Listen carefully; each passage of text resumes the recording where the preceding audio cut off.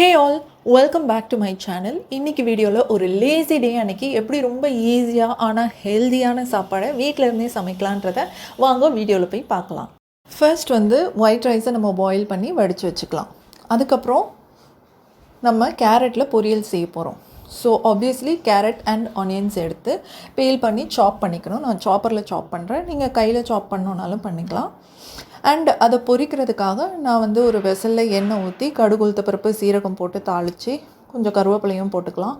அதுக்கப்புறம் இந்த சாப் பண்ண கேரட் அண்ட் ஆனியன் இதை நம்ம அதோடு சேர்த்து போட்டு வதக்க ஆரம்பிக்கணும். அண்ட் அது கூட நம்மளுக்கு தேவையான ஸ்பைசஸ் போடணும்.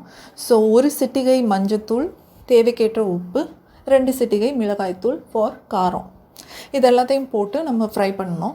அது ஃப்ரை பண்ணிகிட்டே இருக்கும்போது அந்த பச்சை வாசம் போகும்.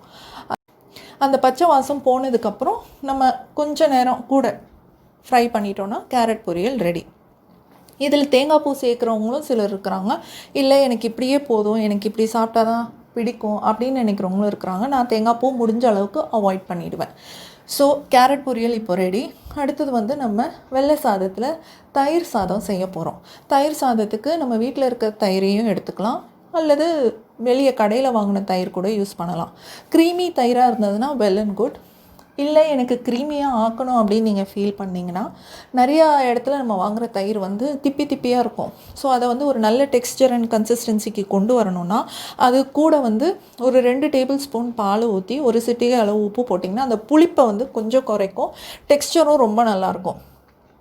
இந்த தயிரை பாலெல்லாம் ஊற்றி உப்பு போட்டு விஸ்க் பண்ணிவிட்டு அதுக்கப்புறம் நம்ம ஒரு பாத்திரத்தில் எண்ணெய் ஊற்றி கடுகு உளுத்த பருப்பு கருவேப்பிலை போட்டு தாளிச்சிட்டு அந்த தயிரையும் ஊற்றிட்டு அதில் நம்ம பாயில் பண்ணி வச்சுருக்கிற ஒயிட் ரைஸை போட்டு மிக்ஸ் பண்ணால் curd rice is ready.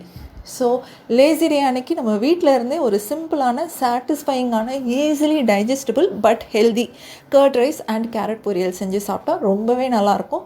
Side டிஷ்ஷாக நீங்கள் எக்ஸ்ட்ராவாக சிப்ஸு பக்கோடா எது வேணாலும் வச்சு சாப்பிட்லாம். இத்துடன் இந்த லேசி டே சமையல் முடியுது. வேறொரு வீடியோவில் சந்திக்கிறேன். நன்றி.